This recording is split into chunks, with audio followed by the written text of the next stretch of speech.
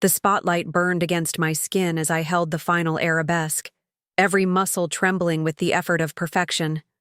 In that moment of silence before the verdict, I believed I had given everything I had. Then, director Harrison Blackwell's voice cut through the theater like a blade, loud enough for every dancer in the wings to hear. That was embarrassing. Absolutely embarrassing. I've seen high school recitals with more sophistication. His words echoed off the empty seats of the Meridian Dance Academy's main theater, each syllable designed to humiliate. You're wasting everyone's time here, including your own. I'd love to know which corner of the globe you're watching from. And if this story speaks to you, make sure to subscribe. Tomorrow's video is one you absolutely can't miss. I stood center stage under the harsh lights, my chest rising and falling from the 18-minute variation I had just performed. Sweat traced lines down my temples, and my point shoes felt like they were cutting into my feet. But I kept my chin level. Around the edges of the stage, other dancers peered from behind the black curtains, some with curiosity, others with the kind of relief that comes from watching someone else become the target. Harrison Blackwell descended from his usual perch in the third row, his Italian leather shoes clicking against the theater's polished floors with each measured step. He was a man who had built his reputation on breaking dancers down before building them up, though lately it seemed he focused more on the breaking. His salt and pepper hair was slicked back perfectly, and his black turtleneck stretched over, a frame that had once known the discipline of professional dance, but had long since settled into the comfortable authority of those who judge rather than perform. "Tell me, Kathleen," he said, my name dripping with condescension as he reached the edge of the stage. "What exactly did you think you were accomplishing up there? Because what I saw was a community college student pretending to understand Balanchine." He gestured toward the wings where I could make out the faces of my fellow company members. Everyone here just witnessed 3 years of training reduced to amateur hour. The silence stretched between us like a held breath. I could feel the weight of 30 pairs of eyes from the wings, from the few faculty members scattered throughout the seats, from the accompanist whose hands had stilled on the piano keys. Some of these people had watched me grow from an awkward teenager into someone who lived and breathed every step of choreography. Others had arrived more recently and knew me only through whispered gossip and Harrison's increasingly public displays of disapproval.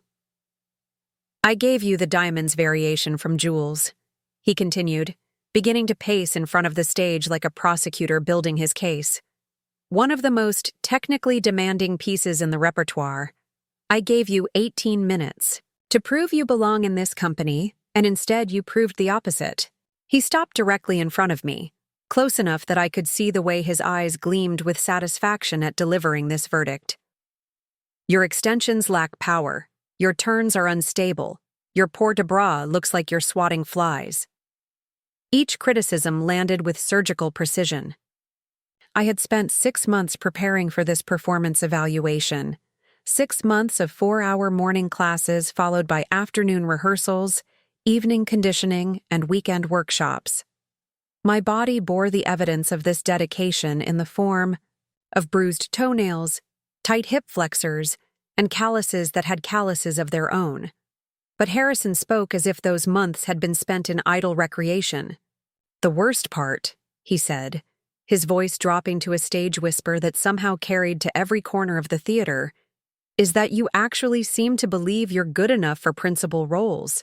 That kind of delusion isn't just embarrassing for you. It's embarrassing for everyone who has to watch it."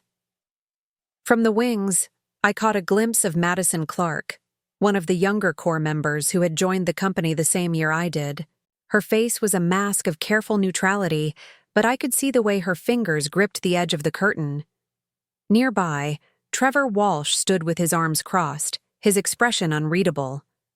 Trevor had been my partner in several pieces over the past 2 seasons, and we had developed the kind of trust that comes only from catching each other through countless lifts and turns. Now he watched like everyone else, waiting to see how this public execution would end.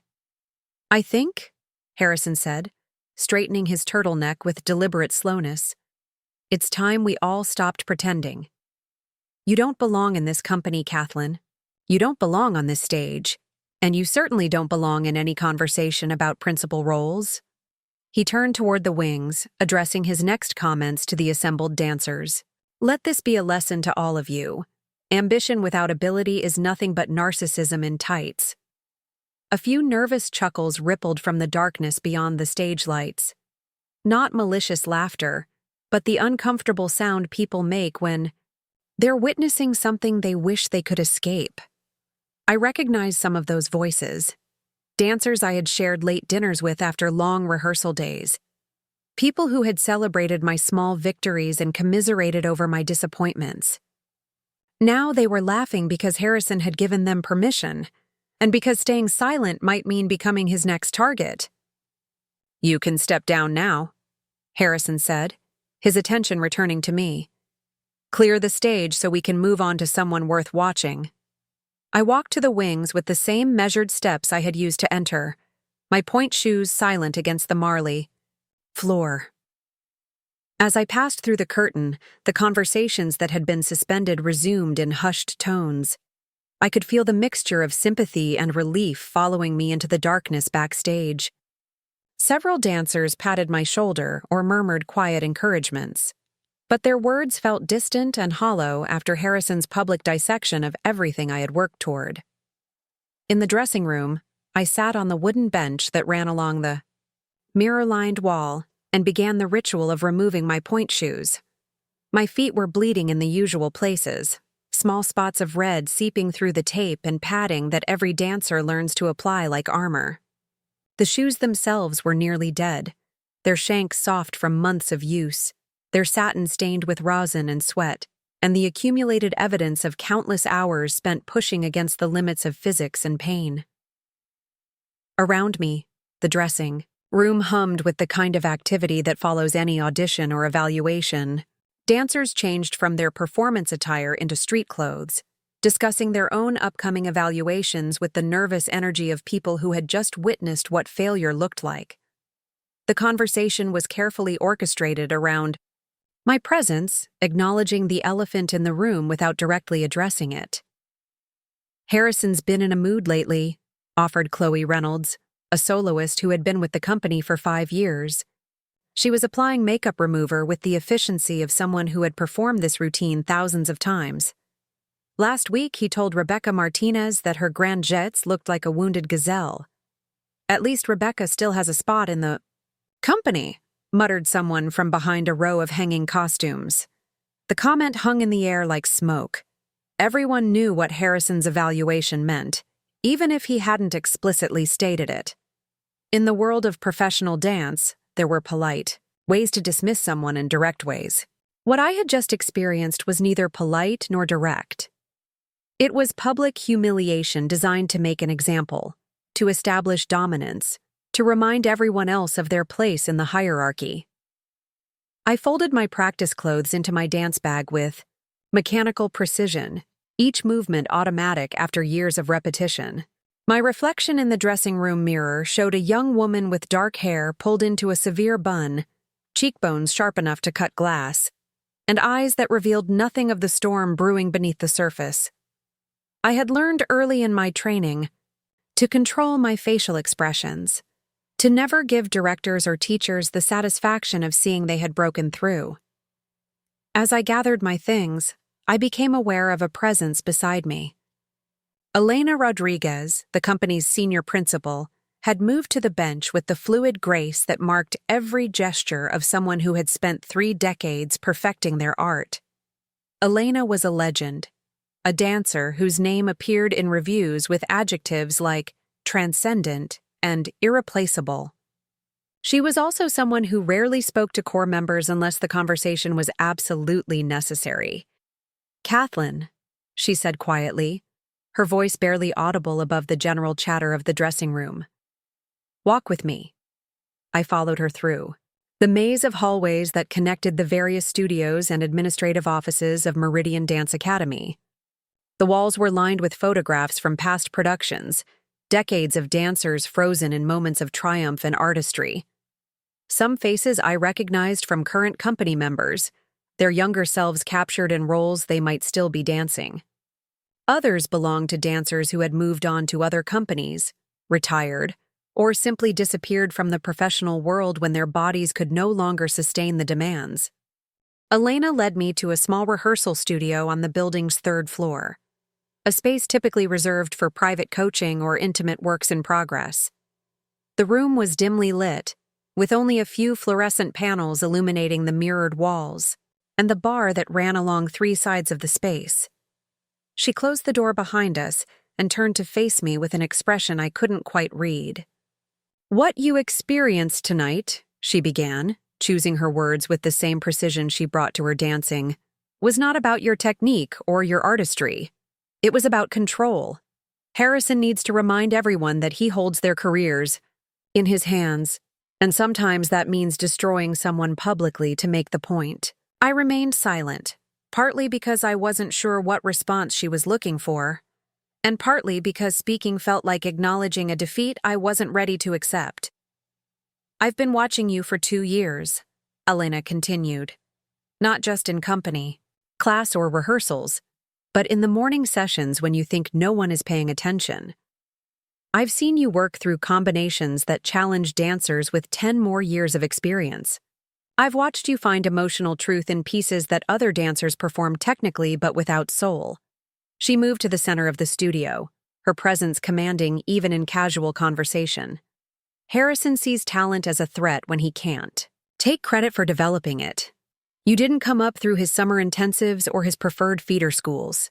You earned your place here through auditions and merit, and that makes him uncomfortable." The words offered a perspective I hadn't considered, but they also raised questions I wasn't sure I wanted to ask.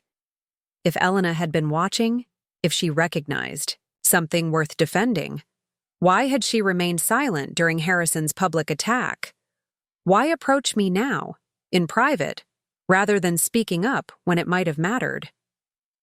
"There's something you should know," Elena said, as if reading my thoughts. "About opportunities that exist beyond these walls.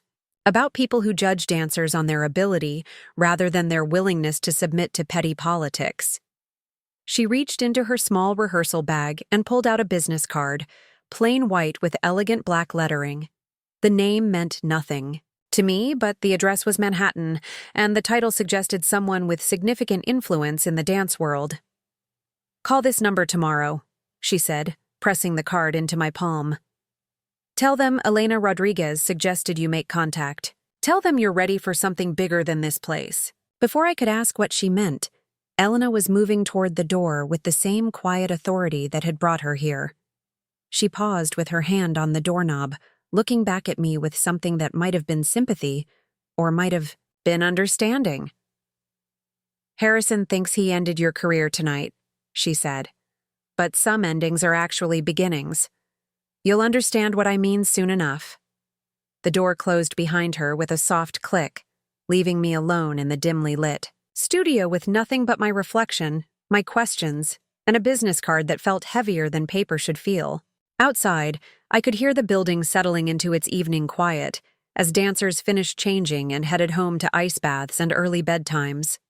Soon the hallways would be empty except for security guards and the ghosts of performances past. Looked down at the card again, turning it over in my fingers like a talisman. Elena Rodriguez had just offered me something, though I wasn't entirely sure what. Hope, perhaps.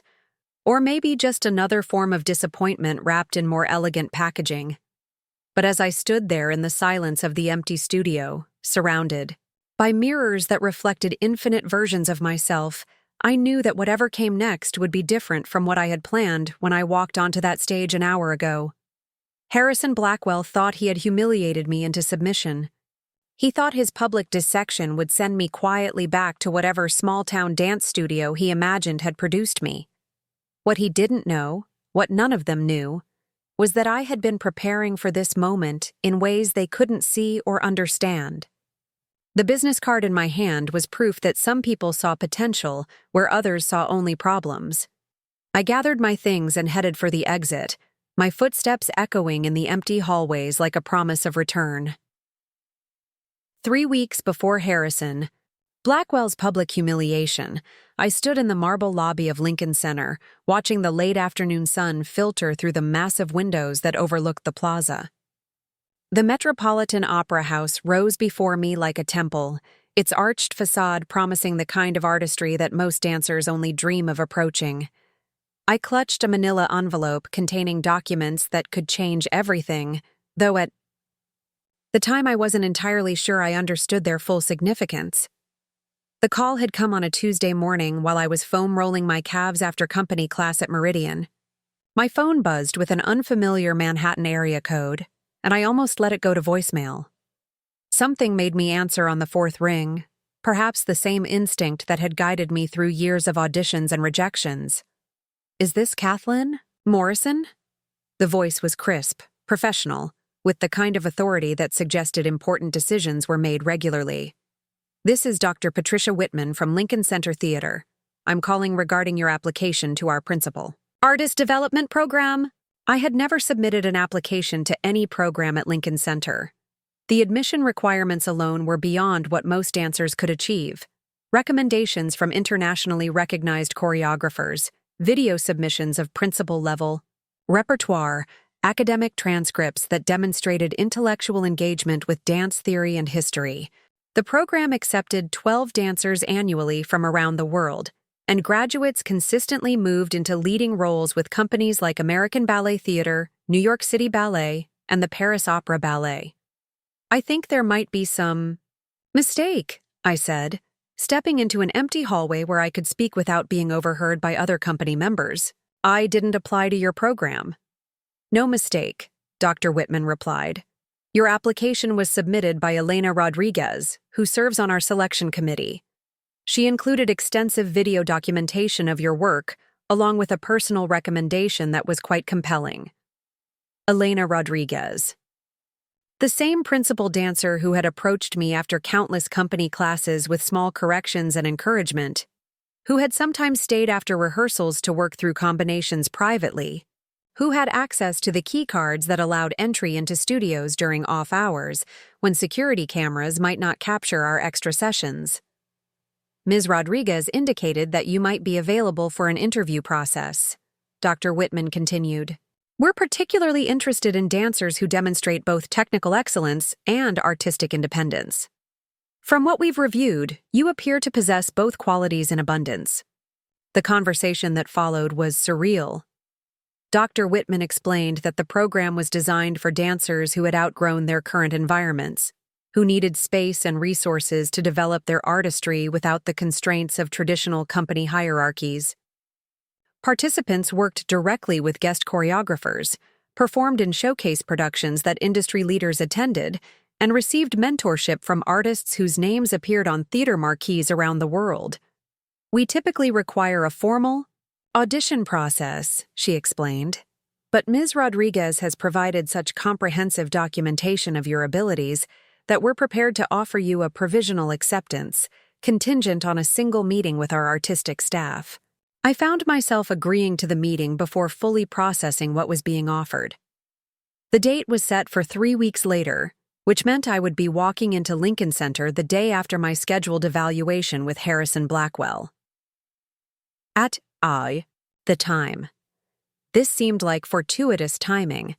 By the time I hung up, I realized that Elena Rodriguez had orchestrated something far more complex than a simple recommendation. A lot of love and effort went into bringing this story to life. If you're enjoying it, we'd be so grateful if you'd subscribe to our channel. Now, back to where we left off. The weeks between the phone call and my Lincoln Center appointment passed in a strange haze of preparation and secrecy. Elena began scheduling what she called private coaching sessions. Though these meetings bore little resemblance to the correction-focused work typically associated with that term. Instead, she introduced me to repertoire I had never encountered, pieces by choreographers whose work existed primarily in the repertoires of major international companies.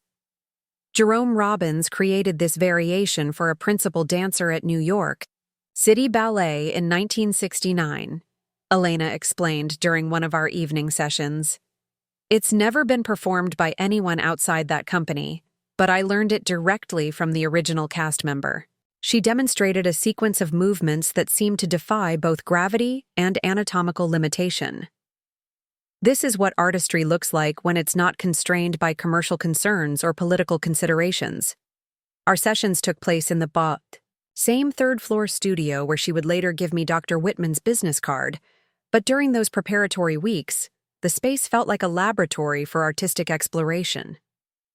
Elena pushed me through material that challenged not just my technical abilities but my understanding of what dance could communicate. She introduced concepts from European ballet traditions that had never appeared in my training, showed me how American choreographers had revolutionized classical forms, explained the historical context that gave weight to seemingly abstract movements. Harrison Blackwell trained in regional companies during the 1980s, she told me during one session, her tone matter-of-fact rather than critical. His understanding of repertoire is limited to what was commercially viable during a very specific period. He's never worked with choreographers who were interested in pushing boundaries. I began to understand that my preparation for Lincoln Center was also preparation for surviving whatever Harrison might deliver during my evaluation. Elena was giving me context for understanding that his opinions, however publicly expressed, represented only one perspective within a much larger artistic conversation. The physical demands of our private work exceeded anything I had previously experienced. Elena expected me to master variations that professional principals typically spent months learning, to perform them with the kind of emotional authenticity that separated competent dancing from transcendent artistry. My body responded by growing stronger, more flexible, more responsive to subtle musical cues that I had previously missed. Lincoln Center expects dancers who can think, Elena explained during a session focused on a contemporary piece by a living choreographer. Anyone can learn choreography. They want artists who can interpret, who can find personal truth within established forms, who can make audiences see familiar material with fresh eyes. Our work together remained completely confidential. Elena made it clear that discussing our sessions with other company members would be professionally dangerous for both of us. Harrison's authority within Meridian depended partly on controlling access to advancement opportunities, on being the sole gatekeeper for dancers who wanted to progress beyond core roles. If he discovered that one of his principal dancers was actively preparing someone to leave for a more prestigious opportunity, the consequences would extend far beyond my own career. The secrecy created a strange intimacy between Elena and me, a sense of shared conspiracy against forces that neither of us discussed explicitly. During company classes and rehearsals, we maintained the professional distance appropriate to our different ranks within the company hierarchy. But in our private sessions, Elena spoke to me as an equal, someone whose artistic development mattered, enough to risk her own position. 2 weeks into our private work, Elena introduced me to Marcus Chen, a lighting designer who had worked with major companies around the world. Marcus appeared at one of our evening sessions with equipment that transformed the small studio into something approaching a professional performance space. He explained that Lincoln Center would expect me to demonstrate not just technical proficiency, but stage presence, the ability to command space and connect with audiences even under challenging conditions. Most dancers think about lighting as something that happens to them, Marcus said, adjusting instruments that cast dramatic shadows across the studio walls. Professional artists understand that light is a partner, something you can work with, to enhance your performance. He showed me how different angles and intensities affected the visual impact of various movements, how to use shadows and highlights to create depth and drama. Working with Marcus added another layer to my preparation, one that emphasized the theatrical aspects of professional dance that are often overlooked in company training. Elena watched from the sides of the studio as I learned to perform the same variations under completely different lighting conditions, each setup requiring subtle adjustments in timing, spacing, and energy. This is what Lincoln Center will be. Evaluating, Elena explained after Marcus had finished his session. Not just whether you can execute steps, but whether you understand how to use every element of performance to create a complete artistic experience. During the final week of preparation, Elena introduced me to Dr. James Kovac, a dance historian whose books I had read during my undergraduate studies. Dr. Kovac appeared at our studio sessions carrying worn notebooks filled with analyses of choreographic works that spanned centuries. He spoke about dance as an intellectual discipline, something that required not just physical skill, but cultural literacy and historical understanding. Lincoln Center's program attracts scholars as well as artists, he explained, settling into a chair beside the studio mirror. They expect participants to engage with dance as both performers and thinkers to understand how their work fits into broader artistic conversations. Our discussions ranged across topics I had never considered relevant to my development as a dancer. Dr. Kovac explained how political events had influenced choreographic choices, how economic pressures had shaped the evolution of different ballet companies, how technological advances had changed the possibilities for theatrical presentation. He assigned readings that challenged my assumptions about what professional dancers needed to know, articles and books that treated dance as a serious artistic and intellectual pursuit. Harrison Blackwell represents one approach to dance education, Dr. Kovac said during our final session. He emphasizes compliance, uniformity, technical precision within established parameters.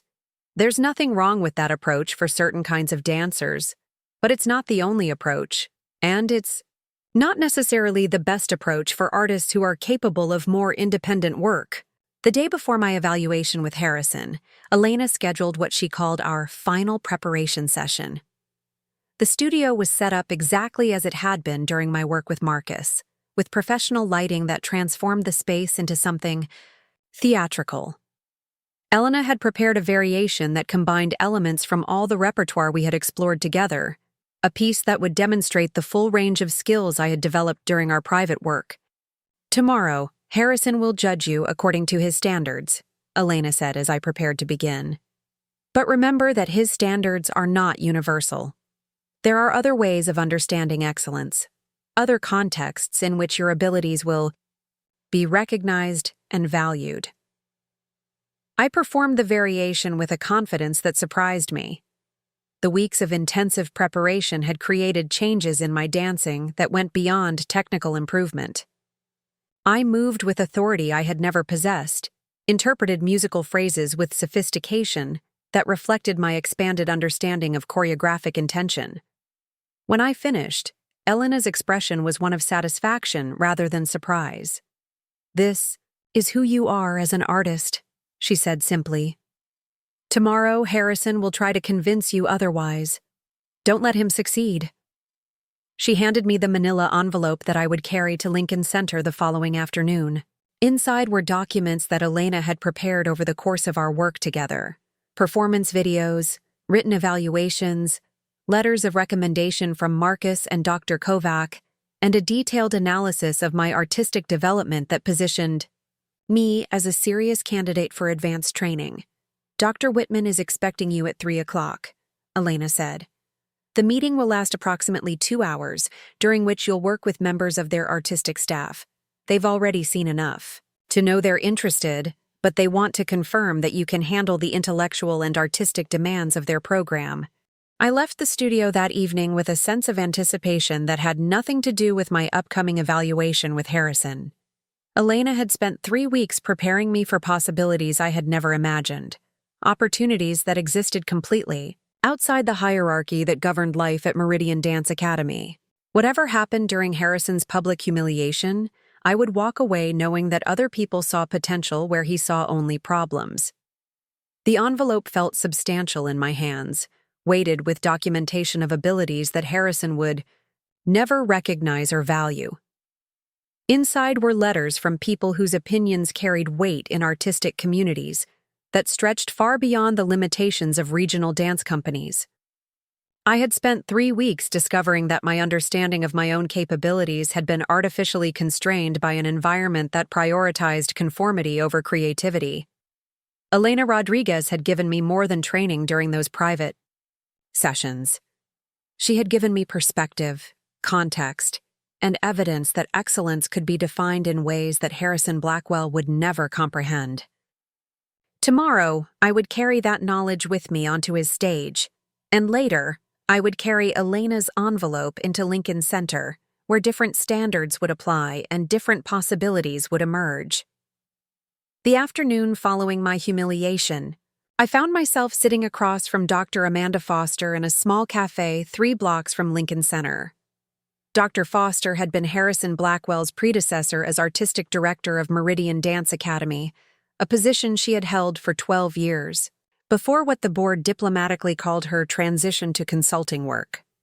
Her silver hair was pulled back in a style that suggested both elegance and efficiency, and her eyes held the kind of sharpness that comes from decades of evaluating talent and navigating institutional politics. "I heard about last night," she said, stirring honey into her tea with measured movements. "Harrison has a particular talent for public spectacle. He believes humiliation is a teaching tool." Her voice carried the weight of someone who had witnessed this behavior before and disapproved of it professionally rather than personally. Dr. Foster had reached out to me through Elena Rodriguez, though she made it clear that their conversation had focused on my potential rather than Harrison's methods. "Elena mentioned that you might be interested in understanding the broader context of your experience at Meridian," she explained. "Sometimes it helps to know that individual cruelty often reflects institutional problems." She opened a leather portfolio and removed several folders, each labeled with years spanning the past 5 years of Harrison's tenure. "I've been documenting patterns since my departure," she said, spreading the folders across the small table between us. "Not for revenge, but for protection. When someone consistently abuses their authority, it eventually becomes necessary to establish a record." The first folder contained what Dr. Foster described as departure documentation, exit interviews, resignation letters, and employment records for dancers who had left Meridian during Harrison's first 3 years as director. The numbers were striking. The company had experienced a 60% turnover rate during that period, with most departures occurring among dancers Harrison considered insufficiently committed to company standards.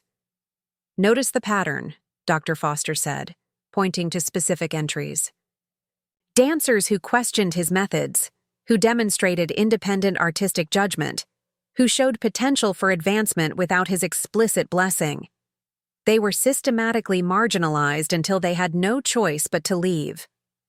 Among the documents was a resignation letter from Sarah Mitchell, a former principal who had been with Meridian for 8 years before Harrison's arrival. "I can no longer work in an environment where artistic growth is discouraged in favor of blind compliance," Sarah had written. "The director's approach to talent development is counterproductive to the company's artistic mission and harmful to dancers' professional development."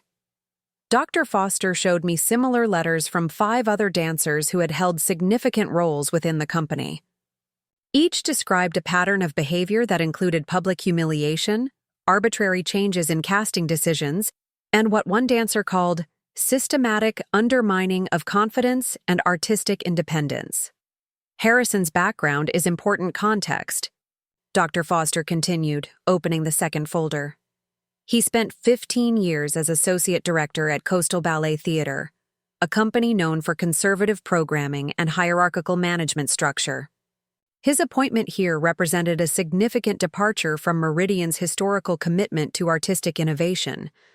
The folder contained newspaper reviews from Harrison's years at Coastal Ballet Theater, articles that painted a picture of competent but uninspired programming.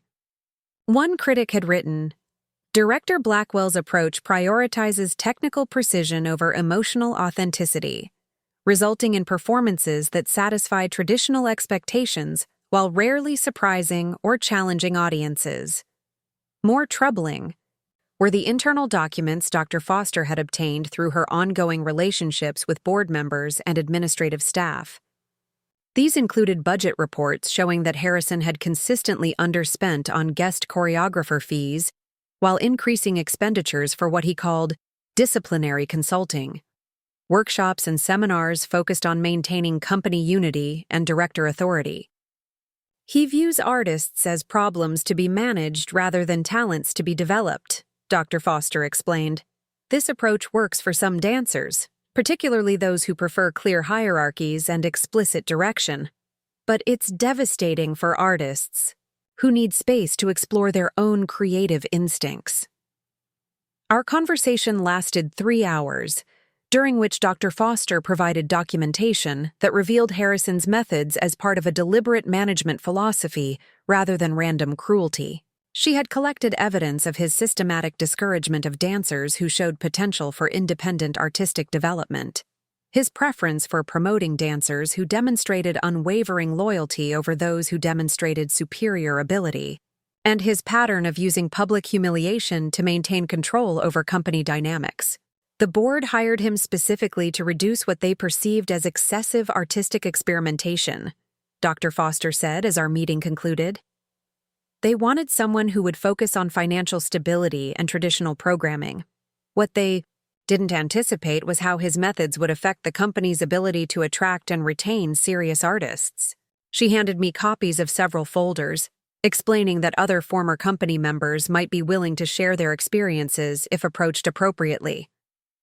This isn't about destroying Harrison personally, she clarified. It's about documenting a pattern that the board should understand when they evaluate the long-term health of the institution. 3 days later, I met Marcus Rivera at a small studio in Brooklyn, where he taught private lessons to supplement his income as a freelance choreographer. Marcus had worked with Meridian as a guest artist during Dr. Foster's final year, and Harrison had dismissed him after what the official statement called creative differences regarding company artistic direction. The studio was sparse but functional, with mirrors that had seen better decades and a sound system that required strategic positioning of phones to fill the space adequately. Marcus was warming up when I arrived, moving through a combination that looked like contemporary ballet filtered through Latin dance influences. His movement quality was extraordinary, fluid, powerful, and completely personal in a way that suggested years of technical training combined with cultural influences that existed outside traditional European ballet traditions. Elena told me, "You might want to hear about my experience with Harrison," he said, finishing his warm-up sequence and turning his attention to me.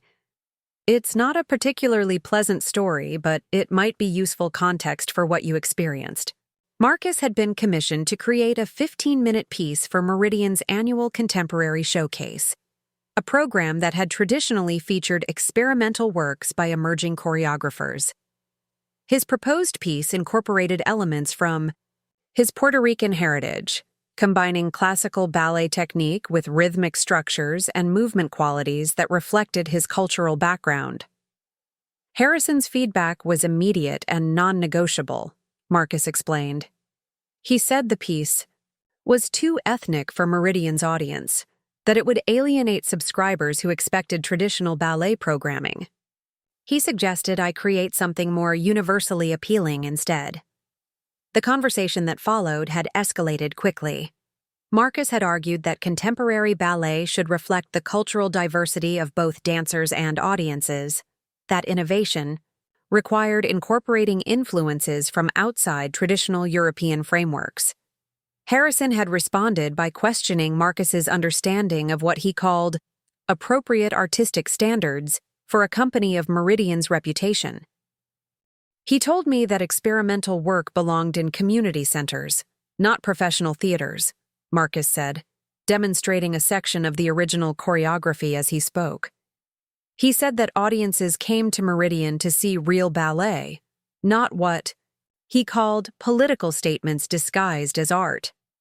Marcus showed me video documentation of the piece Harrison had rejected, work that combined technical complexity with cultural authenticity in ways that expanded rather than compromised classical ballet traditions. The movement was sophisticated, challenging, and deeply personal without being inaccessible to audiences unfamiliar with its cultural references.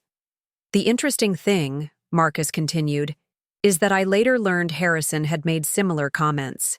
to other choreographers whose work reflected non-European influences. There's a pattern of rejecting artistic diversity in favor of what he considers traditional standards. He handed me contact information for 2 other choreographers who had experienced similar dismissals during Harrison's tenure. They might be willing to share their experiences if they understand the context, he said.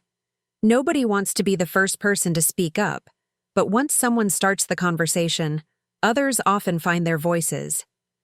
A week later, I sat in the by office of Janet Steele, former head of Meridian's community outreach program. Janet's dismissal had been officially attributed to budget constraints, but she explained that her departure had followed disagreements with Harrison about the company's educational mission and community engagement priorities.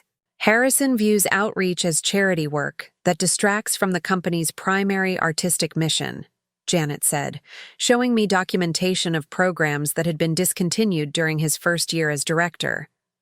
He believes professional companies should focus exclusively on professional-level work, that educational programming dilutes artistic standards. The discontinued programs had included masterclasses for advanced high school students, workshops for adult beginners, and collaborative projects with local schools that had introduced hundreds of children to professional ballet each year. Under Dr. Foster's leadership, these programs had been considered essential to the company's community mission and long-term sustainability. Harrison's approach is economically short-sighted as well as artistically narrow, Janet explained. Those educational programs were developing future audiences, future donors, and future dancers. Eliminating them saves money in the short term, but undermines the company's long-term viability. Janet provided documentation showing that Meridian's community engagement had virtually disappeared during Harrison's tenure, replaced by what she called donor cultivation events that focused on attracting wealthy patrons rather than building broad-based community support. The shift reflected Harrison's belief that professional ballet companies should serve elite audiences rather than attempting to democratize access to high-level artistic experiences. The most troubling aspect, Janet said, was Harrison's attitude toward dancers who expressed interest in community engagement. He saw their involvement in educational programming as evidence that they weren't serious about their professional development. This comment resonated with my own experience. I had occasionally volunteered to assist with Meridian's educational programs during Dr. Foster's tenure, work that I found artistically fulfilling and professionally valuable. Harrison had never explicitly criticized this involvement, but I now realize that it might have contributed to his assessment of me as insufficiently focused on company priorities. My final intelligence-gathering meeting took place at a wine bar in the village, where I sat across from Rebecca Santos, a dance journalist who covered regional companies for several publications. Rebecca had been following Meridian's evolution under Harrison's leadership, and her perspective provided insight into how the changes were perceived within the broader dance community. Harrison has managed to stabilize Meridian financially, Rebecca said, reviewing notes from what she described as an informal investigation into the company's current direction. Subscription sales have remained steady, and the board appears satisfied with his management approach. But there's growing concern among critics and industry professionals about the company's artistic trajectory. Rebecca showed me reviews from recent Meridian productions, articles that praised the company's technical consistency, while noting a decline in artistic risk-taking and creative innovation. Several critics had specifically mentioned the departure of promising dancers and the company's increasingly conservative programming choices. The dance world is small, Rebecca explained. People notice when talented dancers leave established companies, especially when those departures follow a pattern. Harrison's reputation is becoming problematic among agents, managers, and other artistic directors who value creative freedom and artistic development. More significantly, Rebecca had learned that several board members were beginning to question whether Harrison's approach was serving the company's long-term interests. Board members are business people, but they're also arts patrons who care about artistic reputation and cultural impact, she said. When critics consistently describe your programming as uninspired, when respected artists avoid working with your company, when talented dancers leave for better opportunities elsewhere, it eventually becomes a business problem as well as an artistic problem. Rebecca provided me with copies of recent reviews, board meeting minutes that had been leaked to her through unnamed sources, and correspondence between Meridian and other companies that revealed growing concerns about the company's artistic direction. The documentation painted a picture of an institution that was financially stable but artistically stagnant, led by a director whose authoritarian management style was becoming increasingly problematic within the broader dance community. As I walked home that evening, carrying folders filled with evidence of Harrison's systematic undermining of artistic excellence, I realized that my public humiliation was part of a much larger pattern. Dr. Foster, Marcus, Janet, and Rebecca had each provided pieces of a puzzle that revealed Harrison's methods as deliberate and consistent rather than random or personal. The documentation I had collected would be valuable if circumstances ever required formal intervention. But more immediately, it provided context that transformed my understanding of what had happened during my evaluation. Harrison's attack had not been about my abilities as a dancer. It had been about maintaining control over an artistic environment that he governed through fear and intimidation. Tomorrow, I would walk into Lincoln Center carrying not just Elena's carefully prepared portfolio, but also the knowledge that my experience at Meridian represented institutional failure rather than personal inadequacy. The evidence I had gathered would prove useful sooner than I expected, though in ways I couldn't yet anticipate. 2 days after my intelligence gathering, with Rebecca Santos, I implemented the first phase of what Elena would later describe as strategic pressure application. The plan was elegant in its simplicity. Allow Harrison Blackwell to discover that his authority was being questioned, but provide him with just enough incomplete information to fuel his paranoia without revealing the full scope of what was developing around him. I began with Madison Clark, the core member who had witnessed my public humiliation from the wings. Madison possessed 2 qualities that made her perfect for this particular task. She was naturally curious about company politics, and she had never learned to keep confidential information truly confidential. During our conversation in the company's small kitchen area, I mentioned casually that several former Meridian dancers had reached out to express support after hearing about my evaluation. Really? Madison's eyes widened with the kind of interest that suggested this information would not remain private. Like who? Are they doing anything about it? I provided just enough detail to capture her attention without revealing anything substantial. Dr. Foster called yesterday. She mentioned that other board members have been asking questions about company morale lately. Apparently, there's some concern about the turnover rates. I shrugged, as if the information was only mildly interesting. She didn't elaborate, but she seemed to think the board might be conducting some kind of informal review. This was technically accurate, though Dr. Foster's actual comments had been more observational than suggestive of imminent board action. But Madison didn't need to know those specifics. Within hours, I heard whispered conversations throughout the building that contained phrases like board investigation and company review, and former dancers speaking up. The effect on Harrison was immediate and visible. During the next morning's company class, he appeared distracted, his usual commanding presence replaced by something that looked suspiciously like nervous energy. He made several uncharacteristic errors in his combinations, stopped class twice to confer quietly with his assistant director, and spent more time than usual scanning the studio as if looking for signs of conspiracy. Elena observed these changes with professional interest, but said nothing during class. Later, as we passed each other in the hallway, she murmured quietly, "He's starting to notice shadows. Good timing." Her tone suggested approval of whatever process was beginning to unfold. The second phase involved Trevor Walsh, my former partner, who possessed both loyalty to me personally and significant influence among the company's male dancers. Trevor had, initially remained neutral following my public humiliation, a position I understood as professional self-preservation rather than personal betrayal. But when I approached him with carefully selected information, his response suggested that his neutrality had been more strategic than genuine. "I've been wondering when someone would start connecting the dots," Trevor said when I mentioned the documentation I had received from Dr. Foster regarding Harrison's employment history.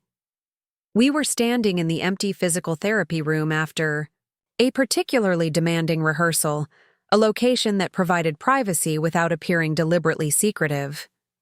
Trevor revealed that Harrison's treatment of me had created more discussion among company members than I had realized. "People are starting to compare notes," he explained. "Sarah Mitchell's departure, Marcus Rivera's dismissal, Janet Steele's layoff, your evaluation. Individually, they seemed like isolated incidents, but together they form a pattern that's becoming harder to ignore." I shared selected portions of the documentation Dr. Foster had provided, focusing particularly on Harrison's track record at Coastal Ballet Theatre and the exit interviews from former Meridian dancers.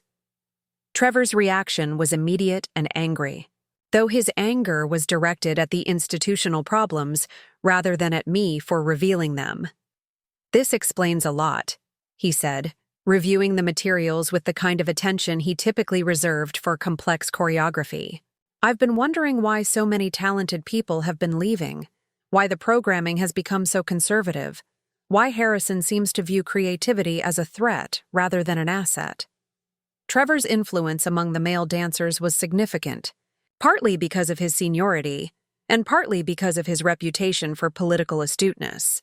When he began sharing concerns about company direction during informal conversations, his comments carried weight that similar observations from other dancers might not have possessed. The effect was cumulative rather than dramatic. Instead of open rebellion or confrontational discussions, a subtle shift occurred in the company's atmosphere. Conversations that had previously focused on upcoming performances or technical challenges began to include more pointed observations about management, decisions, and artistic direction. The change was barely perceptible to casual observers, but for someone as sensitive to company dynamics as Harrison, it must have felt like the ground shifting beneath his feet.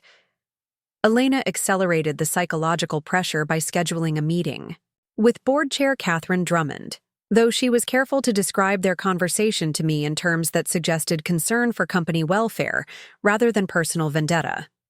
"Catherine is aware that some former company members have been expressing concerns about institutional direction," Elena reported.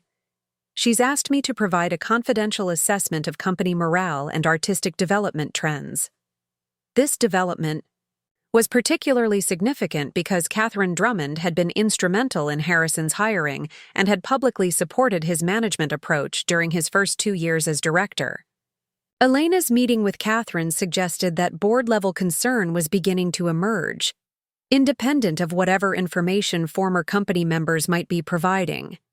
Harrison's response to these mounting pressures was to increase his micromanagement of company activities while simultaneously becoming more suspicious of dancers' motivations and loyalties. He began requiring detailed written reports for activities that had previously been handled through informal communication, implemented new restrictions on dancers' interactions with guest artists and external choreographers, and started scheduling individual meetings with company members to assess what he described as their commitment to company standards. These meetings became a source of significant stress throughout the company, partly because Harrison's questions focused more on personal loyalty than professional development, and partly because dancers were uncertain about how their responses might affect their future opportunities. Several company members approached me privately to ask whether I had information about what Harrison was seeking to discover through these conversations. I provided strategic reassurance without revealing the full scope of what was developing. "He's probably feeling pressure from the board about company performance metrics," I suggested during one such conversation. "These individual meetings are likely his way of gathering information to demonstrate that any problems are isolated, rather than systemic." This explanation was plausible enough to reduce some anxiety, while simultaneously reinforcing the suggestion that Harrison was responding to pressure from above rather than exercising routine management authority. The distinction was subtle but important. It positioned Harrison as reactive rather than proactive, defensive rather than confident. The psychological pressure intensified when Rebecca Santos published an article in Dance magazine that analyzed regional companies' responses to contemporary artistic challenges. The article didn't mention Meridian by name, but several paragraphs described management approaches that clearly referenced Harrison's methods without explicitly identifying him or the company. Some regional directors have responded to financial pressures by implementing increasingly rigid control over artistic programming and personnel decisions, Rebecca had written. While this approach may provide short-term stability, it often undermines the creative risk-taking and artistic innovation that attract both audiences and talented artists to professional dance companies. The article appeared in Dance magazine's monthly print edition, which meant it would be visible to board members, donors, other artistic directors, and industry professionals who might not follow regional company news closely. Elena mentioned casually during company class that several board members had commented on the article, though she didn't specify whether their comments were positive or negative. Harrison's reaction to the article was immediate and visible. He spent the morning after its publication locked in his office with the blinds closed, emerging only for a heated phone conversation with someone Elena later identified as his former mentor at Coastal Ballet Theater. The conversation was audible through his office door and included phrases like coordinated attack and professional sabotage that suggested Harrison was beginning to interpret the mounting pressure as deliberate rather than coincidental. This interpretation was not entirely inaccurate, though Harrison's growing paranoia led him to overestimate the coordination while underestimating the genuine concerns that were driving the criticism. His response was to become even more controlling and suspicious, which only accelerated the cycle of alienation that was undermining his authority. The final escalation came when Dr. Foster contacted Board Chair Catherine Drummond directly to request a formal meeting about what she described as concerns regarding institutional artistic direction and personnel management practices. Dr. Foster's request was professional and measured, but it represented the kind of direct challenge to Harrison's authority that he could not ignore or dismiss as gossip. Elena reported that Harrison had demanded a meeting with Catherine Drummond immediately after learning about Dr. Foster's contact. He's asking Catherine to choose between supporting his authority or entertaining what he's calling unfounded accusations from disgruntled former employees, Elena explained. Catherine has agreed to meet with both Dr. Foster and Harrison, but separately, and she's asked me to provide written documentation of any concerns I might have about company operations. This development represented a significant escalation beyond what I had initially intended to achieve through strategic information sharing. Dr. Foster's direct approach to the board meant that Harrison was now facing formal scrutiny from the institutional authority that had hired him and supported his management approach. The psychological pressure was beginning to manifest in Harrison's physical behavior, as well as his professional decisions. Company members reported that he had been pacing in his office during hours when he would normally be reviewing rehearsal videos or planning upcoming programs. His assistant director mentioned privately that Harrison had been asking her to research the employment history and current activities of former company members, as if preparing for some kind of formal defense of his management record. Most significantly, Harrison had begun canceling or postponing meetings with guest choreographers and external collaborators, citing what he described as internal company priorities that required his immediate attention. This behavior was professionally damaging because it suggested that Meridian was experiencing institutional instability that might affect its ability to fulfill collaborative commitments. Elena observed these developments with what appeared to be professional concern rather than personal satisfaction. He's creating exactly the kind of institutional disruption that boards are hired to prevent, she noted during one of our brief corridor conversations. Catherine Drummond is a businesswoman before she's an arts patron. and businesswomen don't, like uncertainty or public controversy. As the week progressed, Harrison's behavior became increasingly erratic. He scheduled and then canceled company meetings, implemented new policies that he reversed within days, and began making programming decisions that contradicted plans he had announced only weeks earlier. The company was beginning to feel unstable in ways that affected everyone's ability to focus on their professional responsibilities. The psychological warfare had achieved its intended effect. Harrison Blackwell was no longer the confident authoritarian who had publicly humiliated me 2 weeks earlier. Instead, he had become someone who saw threats everywhere, who interpreted routine interactions as potential challenges to his authority, who was making decisions based on fear rather than artistic judgment. Tomorrow, I would walk into Lincoln Center carrying documentation that proved Harrison's methods were systematically damaging to artistic excellence. But tonight, as I watched him pace behind the glass walls of his office like a trapped animal, I knew that the psychological pressure had already accomplished something important. It had revealed that his authority was far more fragile than anyone, including Harrison himself, had previously understood. The marble floors of Lincoln Center's administrative wing reflected the afternoon sun as I walked toward Dr. Patricia Whitman's office, Elena's manila envelope tucked securely under my arm.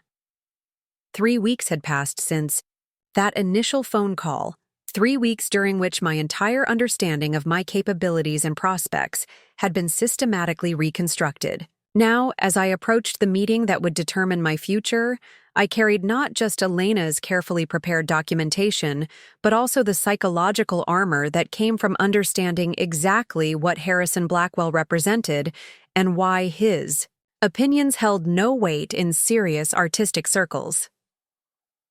Dr. Whitman's office occupied a corner of the building that overlooked both the Metropolitan Opera House and the plaza where tourists and locals gathered throughout the day to experience the energy that radiated from one of the world's most prestigious cultural institutions. The office itself was elegant but functional, with floor-to-ceiling bookshelves filled with scores, librettos, and academic texts that spoke to the intellectual rigor expected from Lincoln Center's educational programs. Dr. Whitman rose from behind, a mahogany desk that had clearly seen decades of important conversations. She was younger than I had expected from our phone conversation, perhaps mid-40s, with the kind of presence that suggested someone accustomed to making decisions that affected artistic careers. Her handshake was firm, her smile genuine but professional, and her eyes held the sharpness of someone who evaluated talent for a living. "Kathleen Morrison," she said, gesturing toward a seating area that faced the windows overlooking the plaza. "Elena Rodriguez has spoken very highly of your work. I'm looking forward to seeing what you've prepared for us today." The first surprise came when Dr. Whitman introduced the other people in the room. I had expected a standard audition format, perhaps with Dr. Whitman and 1 or 2 assistants observing while I performed prepared variations. Instead, I found myself meeting a panel that represented the highest levels of professional dance. David Chen, Associate Artistic Director of American Ballet Theater; Maria Santos, Principal Guest Artist who had performed with companies throughout Europe and the Americas; and Dr. Jennifer Walsh, whose scholarship on contemporary choreographic development had influenced dance education programs internationally. "Elena's documentation of your work has been extraordinary," Dr. Whitman explained as we settled into chairs arranged in a semicircle. "Rather than asking you to audition in the traditional sense, we'd like to engage in a more comprehensive discussion about your artistic development and professional goals." The envelope Elena had prepared proved to contain far more than I had realized. As Dr. Whitman opened it and distributed materials to the other panel members, I saw video documentation of our private sessions, written analyses of my technical and artistic growth, detailed recommendations from Marcus Chen and Dr. James Kovac, and what appeared to be a comprehensive artistic portfolio that positioned me as a serious candidate for principal-level opportunities. "Let's begin with your recent experience at Meridian Dance Academy," Dr. Whitman said, consulting notes that Elena had apparently provided. Elena has indicated that your artistic development there may have been constrained by institutional limitations. Can you elaborate on that experience? The question opened a conversation that lasted 2 hours and covered territory I had never imagined discussing in a professional context. The panel asked about my understanding of choreographic intention, my approach to interpreting musical structure, my perspective on contemporary ballet's relationship to classical traditions, and my thoughts on the role of cultural diversity in expanding artistic expression. David Chen was particularly interested in my technical preparation and how I had managed to develop principal-level skills while working within a company structure that apparently discouraged independent artistic growth. Elena's videos show remarkable consistency in your port de bras and exceptional musical sensitivity, he observed. That kind of development usually requires years of individualized coaching. How did you achieve it? I explained Elena's role. In my preparation, describing our private sessions and the intensive work that had challenged me to expand my understanding of what professional dancing could encompass. As I spoke, I realized that the panel was evaluating not just my abilities as a performer, but my capacity for intellectual engagement with dance as an artistic discipline. Maria Santos asked about my experience with different choreographic styles and my comfort level with contemporary works that required both classical technique and interpretive sophistication. The program here emphasizes versatility, she explained. We work with choreographers who expect dancers to bring personal artistic vision to established roles, to find individual truth within collaborative frameworks. The conversation revealed that Lincoln Center's Principal Artist Development Program was far more comprehensive than I had understood from Dr. Whitman's initial description. Participants worked directly with internationally recognized choreographers, performed in showcase productions attended by artistic directors from major companies worldwide, and received mentorship that prepared them for leadership roles within the professional dance community. Elena has recommended you for immediate admission to our advanced track, Dr. Whitman said as our discussion neared its conclusion.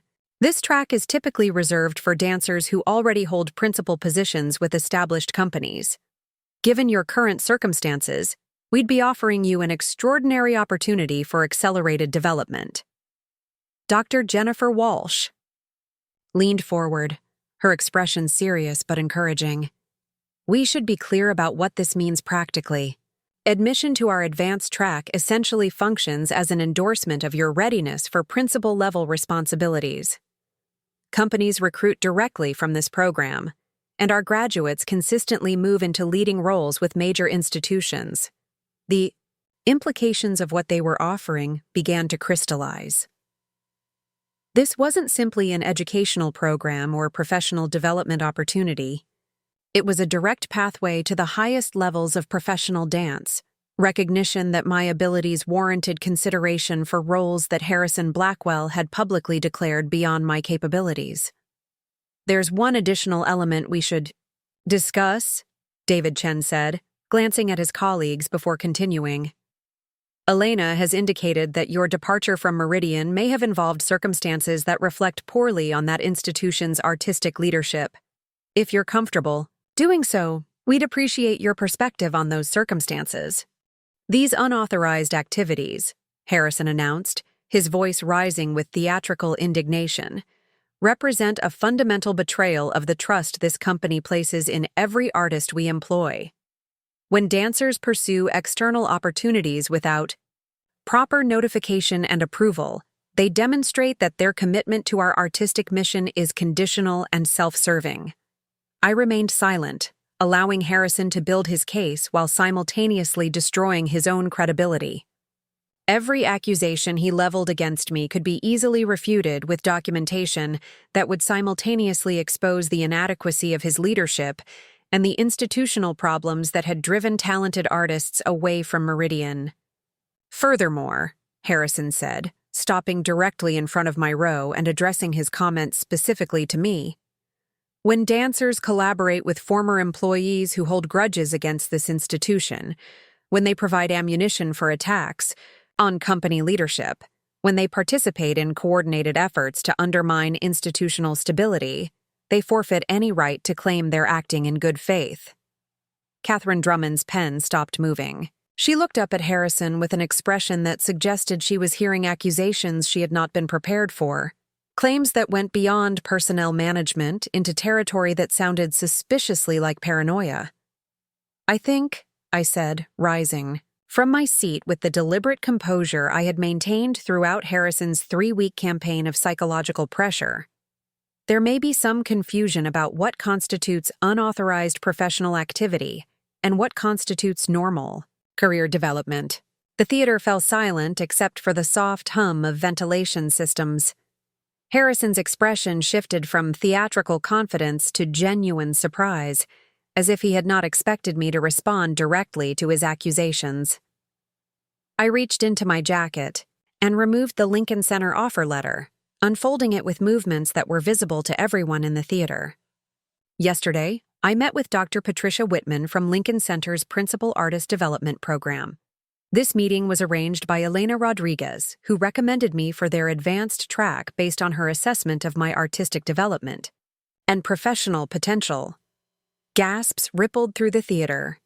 Even dancers who had remained neutral during the recent tensions recognized the significance of what I was revealing. Lincoln Center represented the pinnacle of American dance education, and admission to their Principal Artist Development Program was acknowledgement of readiness for the highest levels of professional ballet. The meeting lasted 3 hours. Continued, my voice carrying clearly throughout the theater without any need for amplification.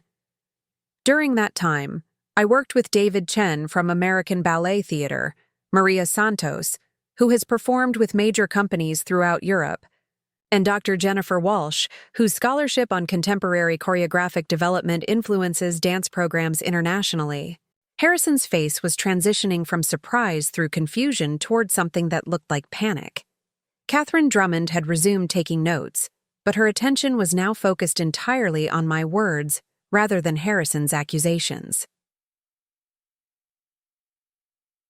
Panel offered me immediate admission to their advanced track, with full financial support and guaranteed audition opportunities with partner companies that include American Ballet Theatre, New York City Ballet, and the Paris Opera Ballet.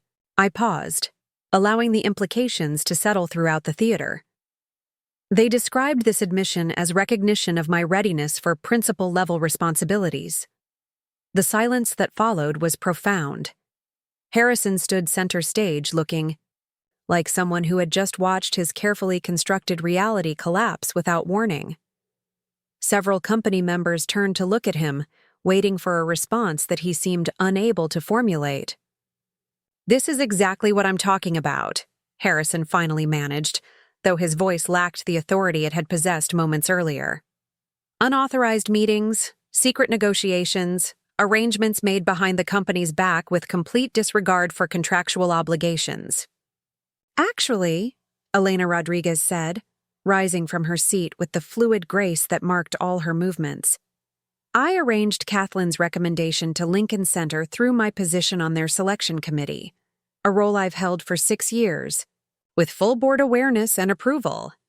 Catherine Drummond's pen stopped moving entirely. She looked from Elena to Harrison, with an expression that suggested she was hearing about institutional arrangements she had not been properly informed about.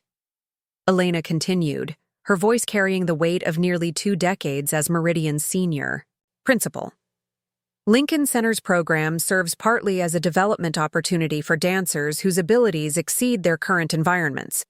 They specifically recruit artists who demonstrate exceptional potential that may not be fully recognized by their home institutions."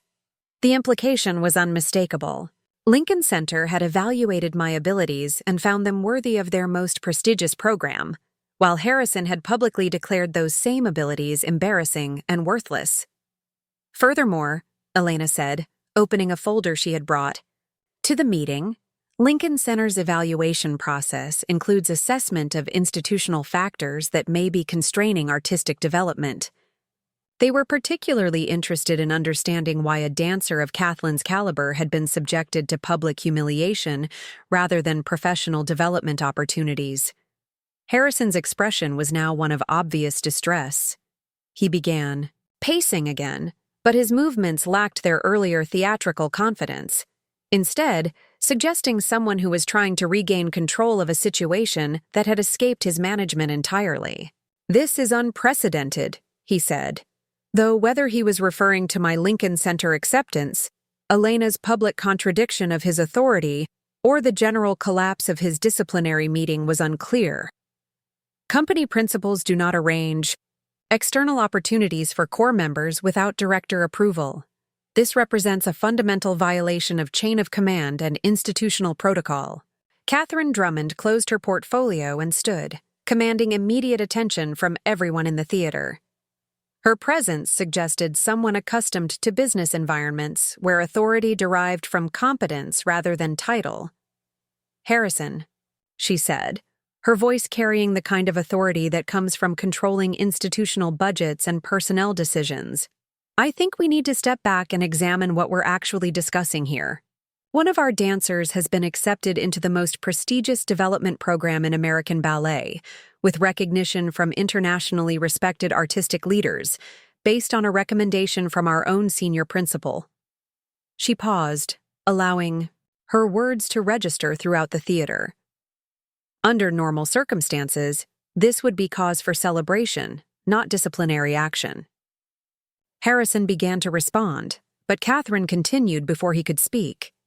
"What concerns me is your characterization of normal professional development as betrayal, your apparent unawareness of Elena's long-standing relationship with Lincoln Center's selection committee, and your suggestion that dancers should not pursue opportunities that advance their artistic careers." The confrontation had shifted completely.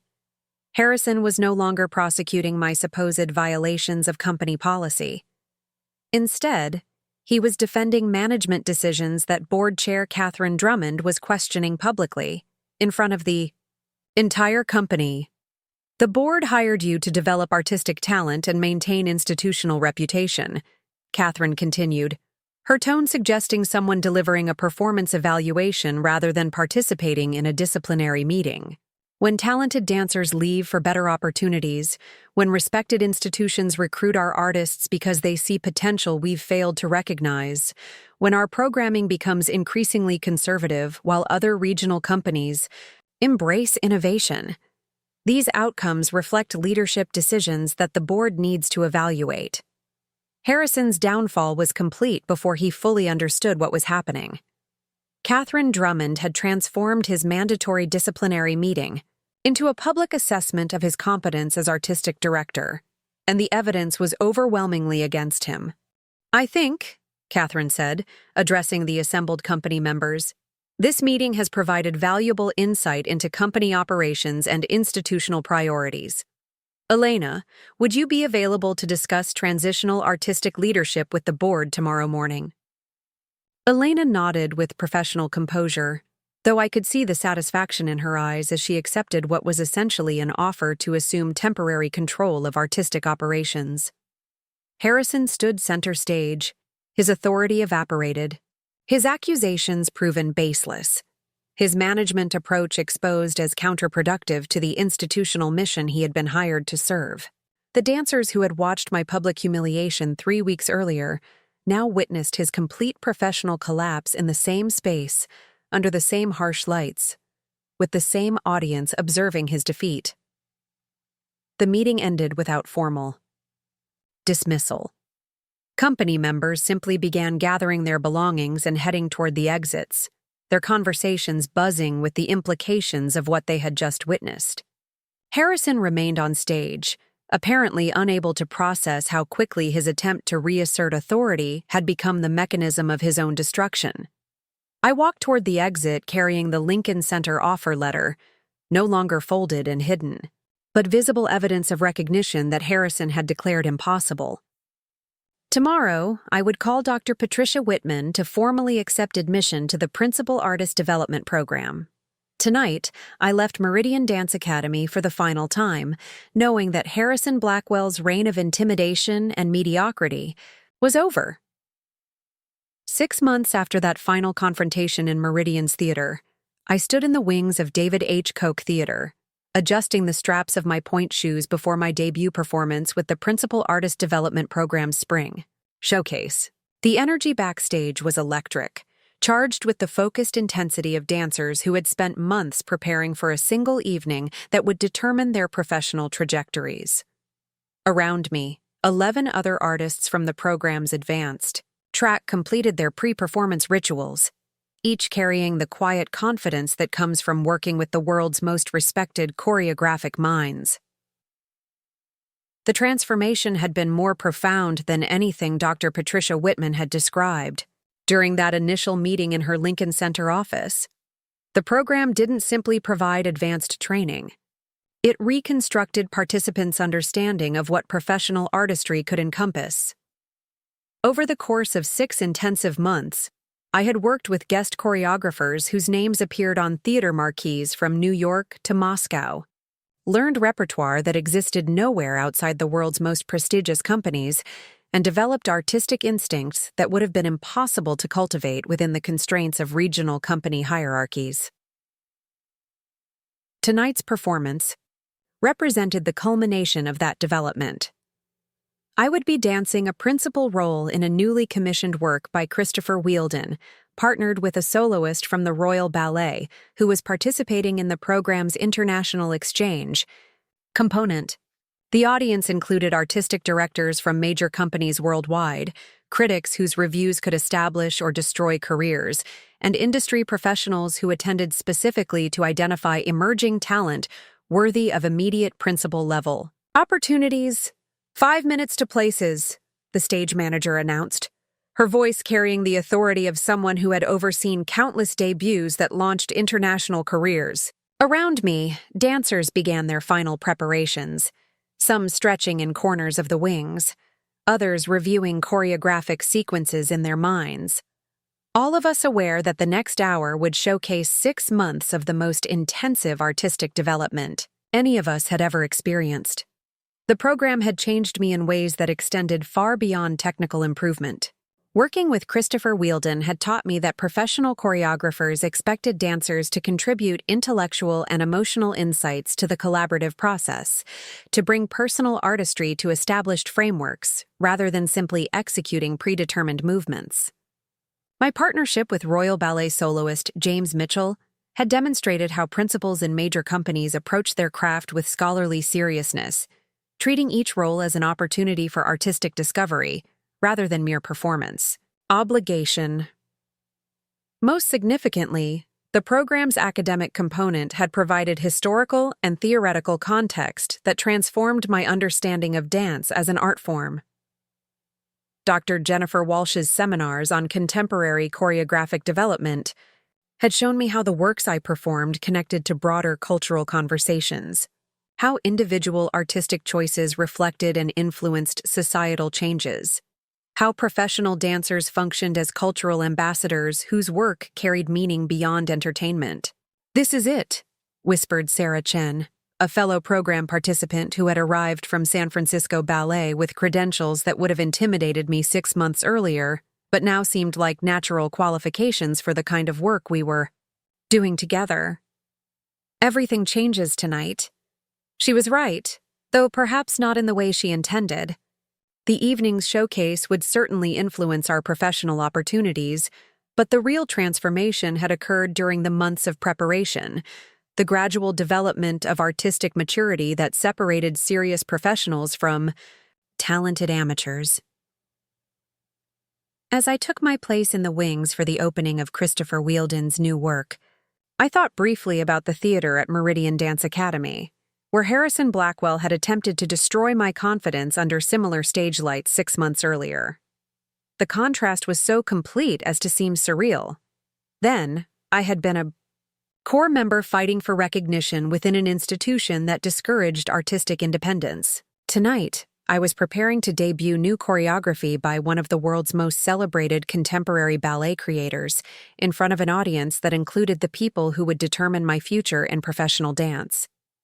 The music began, and I moved into the opening sequence with the kind of confidence that can only come from months of intensive preparation under the guidance of artists who understood excellence as a baseline rather than an aspiration. Christopher Wheeldon had created choreography that challenged every aspect of my technical and artistic development. Movements that required not just physical precision, but emotional authenticity and musical sophistication that I had spent 6 months learning to access. The performance itself passed in the focused trance that characterizes moments of complete artistic engagement. James Mitchell was an extraordinary partner, someone whose technical mastery was matched by interpretive sensitivity that elevated every sequence we shared. Together, we navigated Christopher Wheeldon's complex choreography with the kind of seamless collaboration that suggested years of partnership rather than months of preparation. When the final notes faded and we took our bows to sustained applause from an audience that included some of the most influential people in international ballet, I knew that my professional trajectory had shifted permanently. The recognition was immediate and concrete. David Chen from American Ballet Theatre approached me during the reception following the performance, explaining that ABT was seeking principals for their upcoming season and asking whether I would be available for formal discussions about joining their company. Similar conversations followed throughout the evening.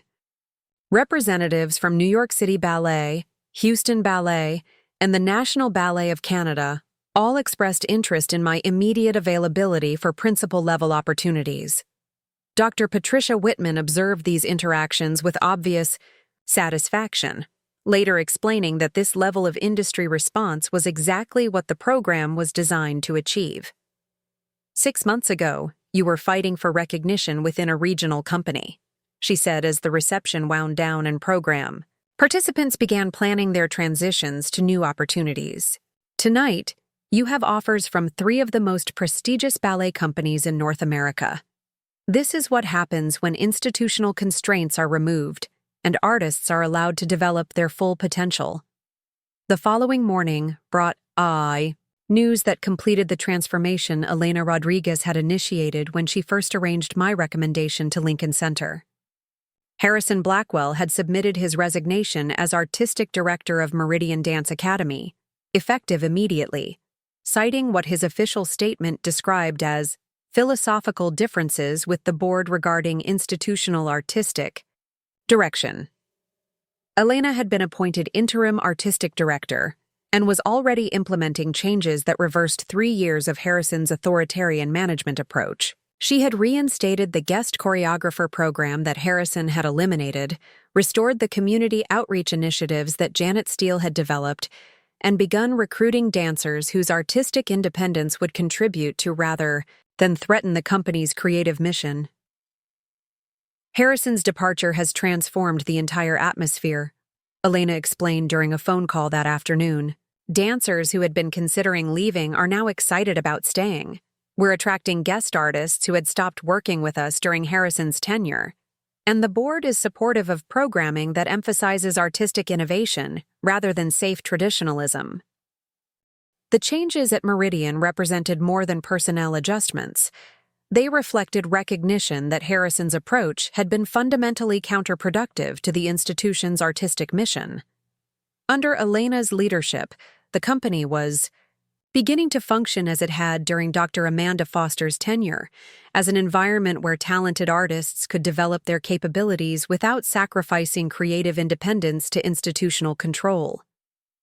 Marcus Rivera had been invited back to complete the choreographic project Harrison had rejected, and his new work was scheduled to premiere during Meridian's fall season. Janet Steele was consulting on the restoration of educational programs that would rebuild the company's community relationships. Most significantly, Elena had established policies ensuring that dancers' external professional development would be supported rather than discouraged, recognizing that artists who pursued growth opportunities ultimately strengthened rather than weakened their home institutions. 2 weeks after my Lincoln Center debut, I returned to Meridian's theater for a farewell gathering Elena had organized for dancers who were transitioning to new opportunities. The space looked exactly as it had during Harrison's final mandatory meeting, but the atmosphere was completely transformed. Instead of nervous tension and intimidation, the theater buzzed with excitement about artistic possibilities and professional growth. This room has seen some dramatic moments lately, Elena said, addressing the assembled company members from the same spot where Harrison had attempted to humiliate me and where Catherine Drummond had ultimately dismantled his authority. But tonight, we're here to celebrate what happens when institutional barriers are removed and artists are free to pursue excellence wherever it leads them. She announced that 3 company members, in addition to myself, were transitioning to principal positions with major companies, opportunities that had emerged once Elena's leadership created an environment where external recognition was welcomed rather than punished. The company's artistic reputation was recovering rapidly, with critics and industry professionals noting the immediate improvements in both programming quality and institutional culture.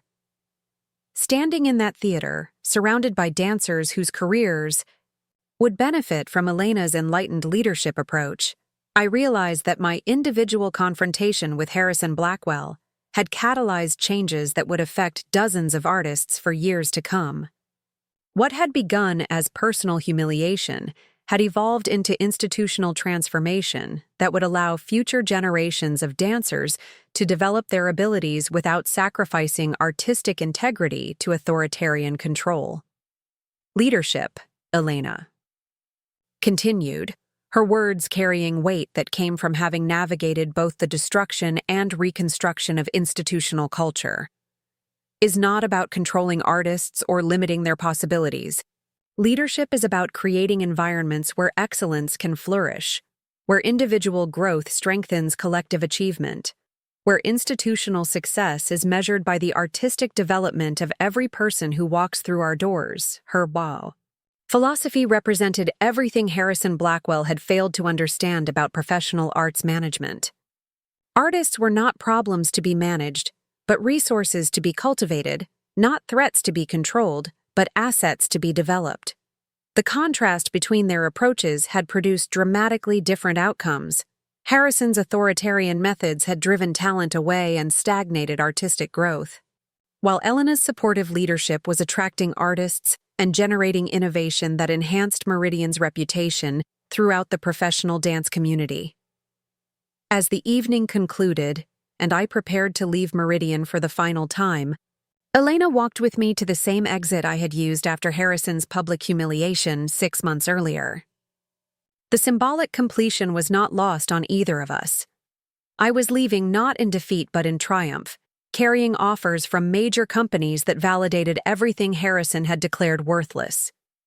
You could have accepted Lincoln Center's offer and disappeared quietly, Elena observed as we reached the building's main entrance. Instead, you chose to stay and fight for institutional change that will benefit everyone who comes after you. That's the mark of genuine leadership.